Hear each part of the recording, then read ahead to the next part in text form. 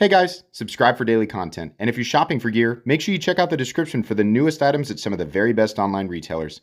There's also links for some of the items that I personally recommend. Thanks!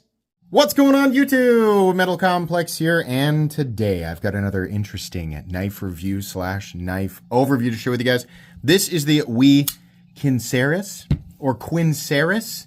I honestly don't know. And typing this word into Google just tells me that it's a knife made by WE. So I think this actually is a made-up word, but if I'm wrong, you can tell me in the comments. Thanks so much to WE Knives for sending this knife in for me to take a look at. This is available. I will link it down in the description. It does help my channel when you use those links, but that's entirely up to you. Thanks to my patrons for supporting me. Let's go ahead and get a measurement. This is not a small knife, and actually, real quick here, even though I did do this in the unboxing, I want to showcase this while we're measuring it. This is the Shirogorov Quantum. And while it's not exactly the same, and I'm not, saying that it is, it does have that same type of S curvature, the same blade to handle ratio. I think it captures the same general aesthetic, right? In a good way. And I'm doing this not to say, oh my gosh, WE Knife copy Shirogorov. No, I'm pointing out that WE actually has released a number of knives here lately that are within that same blade to handle ratio. This is kind of the magic spot for Shirogorov knives. About 8.75 inches. The handle length and the blade length is almost exactly the same, and it creates for a very appealing aesthetic, right? So it's not going to surprise me if WE continues to release knives that are in the same general territory. Does that make sense? So the overall length of this guy is coming in at, wouldn't you guess, 8.75 inches with a blade length of 3.85 and a cutting edge of 3.75. That is extremely close to these other flagship. Well, the F95 is definitely a flagship Shiro. Right, coming in at 8.75 inches, blade length 3.85 inches, cutting edge also about 3.85. But yeah, and I think they should keep doing it. Certainly Shirogorov doesn't own those measurements or those ratios. So yeah, I think it's a good idea. I think it looks really, really good as long as they don't, copy any lines exactly, which they haven't done here. So this is a larger knife. That's what I would call it. Let's go ahead and do some size comparisons up against some common knives. Any custom scales you find in this section can be found down in the description under Original Goat and Others. So up against the 8010 and the 8020.5. Longer than the 8010, not quite as robust, though still, this is fairly chunky knife. We'll talk more about it. How about up against the Spyderco PM2 and the Spyderco Para 3? Longer and way more cutting edge than both. And then finally, let's put it up against the Benchmade Griptilianer, in this case the Ritter Hogue and the Hogue Deca. Okay, how's the action on this knife? So listen, this has what I refer to as the new WE sauce, and I think pretty much every release from WE here forward is going to have it, right? The pivot action is improved. We don't always see the crazy fancy finishes on things, but it's the same fit and finish, just with extra. Like, they really go out of their way to do some beautiful finishing and polishing, and really their pivot action has just dramatically improved. Now this knife, this knife has really had some break-in time. Specifically with this knife, not only did I, carry it and use it casually, right? If you don't know, I don't do any crazy hardcore testing. I'm a design reviewer. When I carry a knife before review, I just put it in my pocket and use it like a regular Joe. I'm just looking for the little tiny nitpicky comfort things. That's essentially it, right? But little potentials for things to go wrong down the road, based on my very casual experience with pocket knives. Sometimes I worry about little things, right? I have opened and closed this knife at least 500 times. I don't normally do that with a knife, but I did it with this knife, and we'll talk about why here in a little bit. But the end result, with no adjustment whatsoever, I did not add any 10 weight or anything to the detent ball. The action on this has become insane. I'm also happy to report that the centering has remained perfect, And it also still locks up completely and totally solid. I haven't had to adjust the pivot. The action is very good. Now, it was very good out of the box, but it has only gotten better. I think the D10 is tuned pretty well. It probably could have been slightly heavier, but it is still very, very satisfying, right? That flipper tab can be light switched or push buttoned, and the end result is very, very satisfying. Access to the lock bar. There's not an extra cutout here for access, but accessing it is admittedly very easy, and there's no double clutch. Now, this lock bar, as was pointed out to me in the unboxing, is not actually a nested liner lock. It is part of the frame. So if you look in here, there's no screw attaching the lock bar, right? This is actually part of the frame, and then this, what am I trying to say? This insert here, or this it's not the scale, but this piece of material here that is nested into the titanium is just covering up that part of the frame lock, which is cool. I haven't seen it done exactly like this before, but I like it. I think it's a really interesting, really neat way to do that. It does have a steel lock bar insert, but yeah, we would actually call this a frame lock. We would not call it a liner lock because there is no liner. It's all part of the same scale. It's part of the frame. So that's cool. Yeah, I'd say the D10 is probably medium. Using the thumb studs is wonderful. I actually prefer to use the thumb studs. It feels really, really good. They look like they are positioned specifically for open and close stops, which they are those things.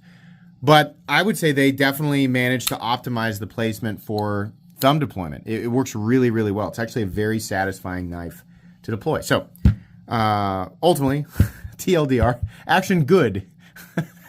Runs on bearings. Let's do carry profile. Thickness up against the Spyderco Para 3. Holy crap! This thing's thick. I think it's just blocky. Maybe it's to accommodate for the way that they've done the frame. That would be my guess, right?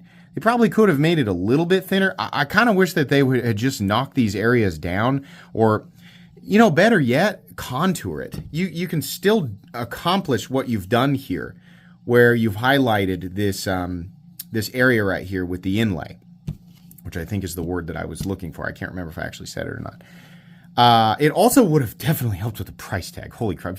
If you're wondering, is he going to cover the price tag, or he's just going to be nice about it? We're going to cover that price tag. Don't you worry about that.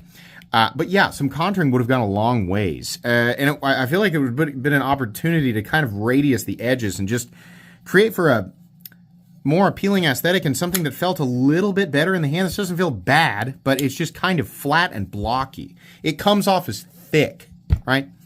Because it is. Length and height up against the PM2 and the Para 3. Really pretty easy to carry. It's big. I mean, it's blocky. It doesn't feel insanely heavy. It feels like a full-size knife. I would say that a Shurogorov knife, with the same sort of blade to handle ratio is easier to carry on average, right? But in and out of the pocket, easy, smooth. Pocket clip works just fine. It's just you feel like, I'm carrying a full-size knife. Not like, oh my gosh, I can't carry this thing. It's way too big. But everybody's going to have their own preferences. Let's go ahead and do a hardware check. I'm going to get out my tools. As per usual, my tools are very inexpensive and very recommendable. You can find them right down in the section of my description that talks about the tools I use on the channel or the pinned comment. These really are great. This is the only driver that I have ever used on this channel. Here and there, using different drivers if I need to. But this has been my primary driver for years. This thing has been awesome. So I do recommend this. It's very, very inexpensive. T8 for the pivot. We have T8 for the body screws. Whoop, yeah, we do. And there's a hidden screw underneath there for the pocket clip. It's going to be extremely easy to disassemble. As long as you have the right tools for the job, should be good to go. Let's measure the blade stock thickness, which is almost certainly about 145 to 150 thousandths. That'd be my guess anyway. Yep. Oh, 155 thousandths, on the thicker side. Okay. Oh, did we weigh it? No, I don't think we did. What are we looking at for materials? We're looking at an M390 blade. We're looking at, in this case, it's an aluminum carbon fiber mascus, right? It's one of the fancy ones. You don't have to get the fancy. They will charge you extra for the fancy carbon fiber. we're going to get to that price. But yeah, there's a less expensive plain carbon fiber version. But yeah, you're looking at that. You're looking at titanium. You're looking at M390. And then you're looking at a titanium backspacer and titanium pocket clip. So a lot of titanium. The weight, I'm going to guess this weighs about 5.2. That's just a guess. It weighs 4.8 ounces, so less than I thought. Your balance is actually pretty good. That's probably why it doesn't feel as heavy as it is. So your balance is right there where you're going to have your index finger, so that's nice. I do appreciate that. Okay, meat and potatoes time. I do like how this knife looks, you know. And aesthetic is a huge part of, you know, everybody's decision-making process when they're buying a new knife. You're not going to buy a knife that you don't like the looks of. Well, that's not true. Everybody's first Spyderco is kind of like that, you know. But yeah, aesthetic plays a huge role. And I do like how this knife looks. And I think mainly it's how much blade there is. It almost, you look at it and you're like, how's that whole blade going to fit in the frame? And you're like, oh, well, it does, you know. I like that. I like the ratios. I hope that... I hope WE keeps releasing larger size knives with this ratio. It just looks really, really good. Ergonomics, they're okay. They'd be made better with, you know, if they had contour everything and not this edge just comes to this abrupt end, and then it's just straight down. And you'll notice that it's not like yeah, I can't, it hurt. Like it's not that bad. It's just not great. But I do feel locked in. I thought that the flipper tab would be a problem, but for some reason, it's not. I mean, it looks like it just goes here and here. It's not bad. I don't know why. They've just knocked all of this down enough that it's definitely acting as a stop. But I don't feel insanely uncomfortable. I think it could have, you know, they probably could have done the Rick Hinder flipper tab thing and curved it a little more. Because it's fine from here. It's okay. It's not too hooked. But I suppose if they did, you know, do that Rick Hinder finger guard flipper tab, it would probably, you know, it would inevitably affect the shape up here. So I can't say that you have to have it either one way or the other, because there definitely are companies who have created flipper tabs that are comfortable both in the closed position when you go to flip it and in the open position while you're gripping it up here, right? So it's not bad, but it will dig into your finger. I have definitely experienced knives with flipper tabs that kind of do this almost 90-degree angle thing, and it's just cutting into your finger.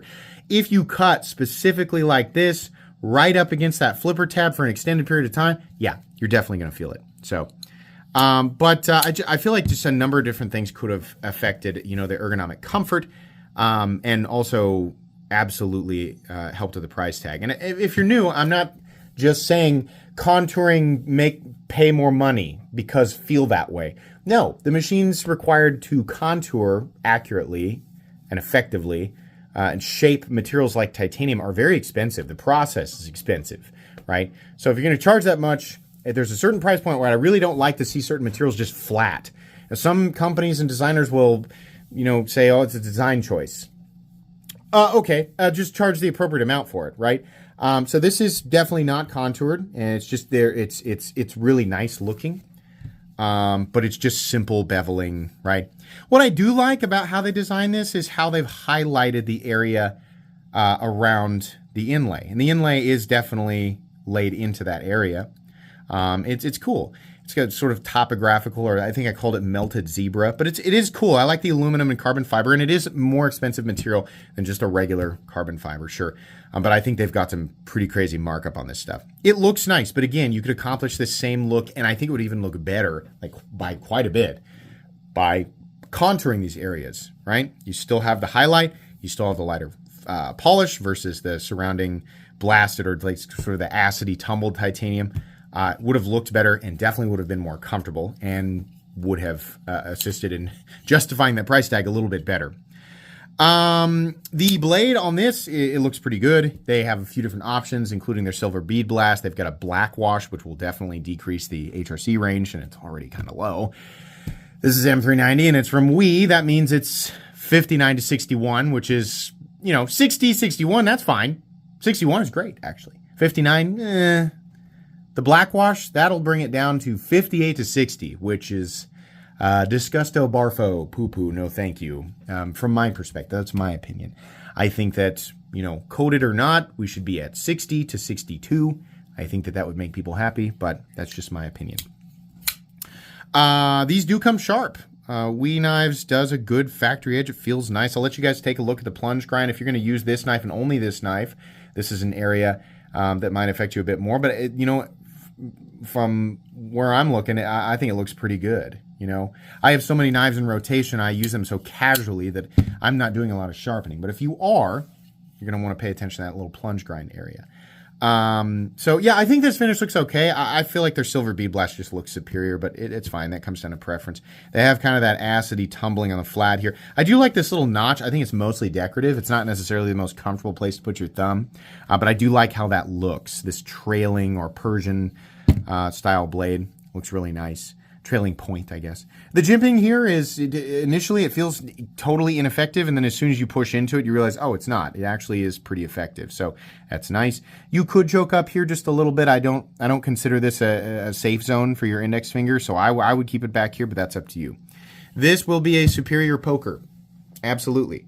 It will not have a strong tip. So if you like to, if you operate by grandpa's rules, and your knife is also your screwdriver or your pry bar, you can say goodbye to that tip pretty much immediately. I would recommend using a screwdriver or a pry bar if you come across tasks that would require those objects. Save your knife for knife stuff, but hey, it's your stuff, do what you want. If you want to break the tip off, I've broken the tip off of more than one knife, actually, doing dumb things.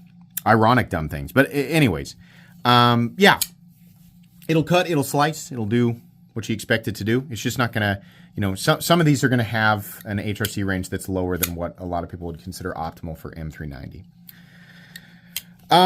We have a very, very simple backspacer, but it does look good. You've got a nice, a little bit more, kind of a shirogarafi lanyard bar.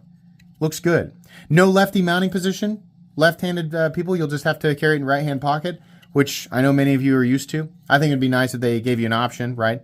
I think that we could have done away with this area, which is cool, but I think you could have found a way to sort of wrap this around and go into the frame, right? And you could definitely hide the screw on the inside on both sides. You wouldn't have to look at anything. There's certainly enough material here to do that, but they didn't. They did this, so that's okay. Unless you're left-handed, and then it's irritating. The pocket clip, retention is kind of medium. It's fine. It looks like somebody stretched out a banana. So it kind of curves with the frame. It kind of looks like it goes with it, but also kind of not. So I don't know. It's not my favorite looking clip, but it works just fine. Nice smooth surface to write on, nice ramp underneath here. So in and out of the pocket is truthfully just fine. So why did I open and close this knife 500 times? Well, because of the way that the stops interact with the frame. I did not know. I was worried because this is sloped. So the stops are literally the studs. So in the closed position, they stop on the frame. And you can see that because there's a little mark right here on this side and on this side. On my design, we moved this, right? So I have my prototype version 3 here and then my version 4. The version 4 is a finished prototype. So you can see on this one, actually, this one has the stop right here on the frame. It's running into it. And then it came back here, and it interacts with the frame right there. I didn't like the mark here. I knew that there was nothing I could do because I wanted the studs as the stops. But I didn't like this mark here. I was like, ooh, I don't like that, right? So I moved the stop to be internal and knocked this area down a little bit. And now on this final version, those of you who have Excalibur can look. It doesn't leave a mark here. It still leaves a mark up here, but it's a lot harder to see. Why? Because we have the curved housing, which I specifically said, well, you can't leave the frame like that. I want the curved housing, right? Still leaves a mark, but much less noticeable. I didn't come up with this. Rick Hinder, that's the knife that I first noticed. I said, oh, okay, this stops. There's like a little spot for the, for the studs to land. Same with the Umnumzan, right? It's the exact same idea. They stop right there on the frame, and there's housing, these little hooks. Same with the Strider, right? These little studs right here. They all stop. I don't think it's purely for aesthetic reasons that they do that. I think that it acts as a, means to stop the stop from sliding down the frame. That's why I said we can't have this like this, I think that's going to keep wearing down the frame. And it's going to cause the lock bar to wear in faster. That was a guess, right? This I don't like. I'll tell you what my results were. 500 deployments didn't seem to do anything. In fact, you can see the marks here. It doesn't seem to be moving at all. I still don't like it, though. I really wish that they had brought the frame up so that the studs can only go so far. And then they're just smashing down the same titanium rather than sliding into new territory on the titanium. Titanium work hardens or gulls or whatever. So I think the studs continuously impacting the same spot, right? I mean, whether the lock bar is like wearing in, it should continue, or it should get to a point where it kind of like work hardens and stays. But I was worried over an extended period of time that these would start to slide down. And they may. Maybe 500 openings isn't enough to prove that. Maybe it takes 1,000 or 2,000, right? But if it's somebody buying this and it's their dedicated EDC, I would rather not leave it up to chance. It could be, there could be plenty of people in the comments saying you're worried about nothing. It's going to stay right there. Maybe it will. I'd rather not leave it up to chance. I'd rather have curvature in the titanium that forces those studs to stay or continue to impact the same spot in the titanium, as it appears to be doing. So it's a little weird. The truth is that my, 500 flips didn't do anything to it. It was fine. I don't like the frame being the stop for the close position. I don't like that. The Omnumzon does it. It stops right where the titanium, there's like an angle. So it's really hard to see. And I wonder if that was by design, But yeah, the Omnumzon does it. So it's fine. It's not going to hurt it. I just wish the stop was internal, Truthfully, my biggest issue, there's a lot of what I've been talking about here are nitpicks. I think this is a really cool, it's a really good looking knife. My biggest issue is with the price tag.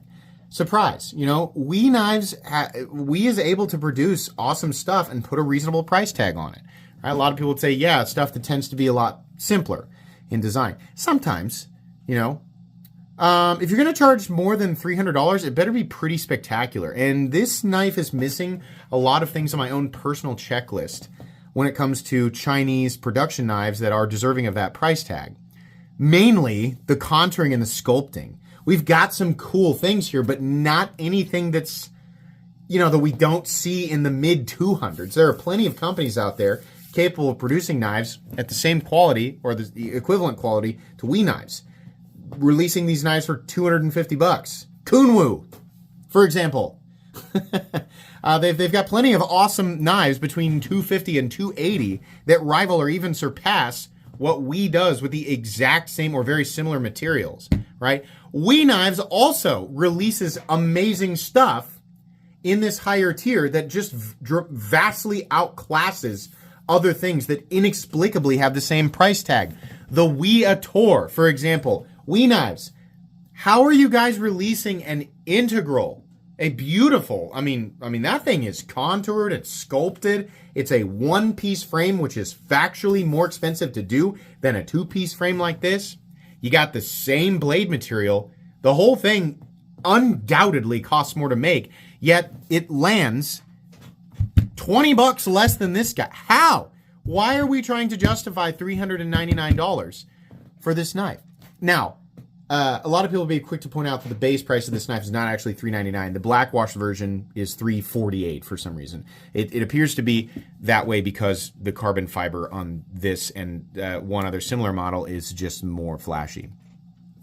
Okay, the base price on this knife should have been $300 max, probably $280, right? And then if you want to charge $300 for the spicy carbon fiber, well, okay. But nothing here feels like a knife that costs $300 plus, let alone $400. They want $399 for this knife. Why? Why do you want that? It's hard to justify it, but it's even more baffling when you have other knives in your line that contradict any rationality with this price tag. So it's a cool knife. It is. And they sent it to me for free. And if you buy it using my links, I will make money. But I don't recommend that you do that because it's too much. I think that you should look at other things within WE's line that are less expensive or at some of their competitors. There's just better options out there. So weird, cool, right? I think they're on the right track. You just need to get a handle on your pricing. It's kind of getting ridiculous. That's really all I have to say. Neat. This will probably end up as a giveaway knife.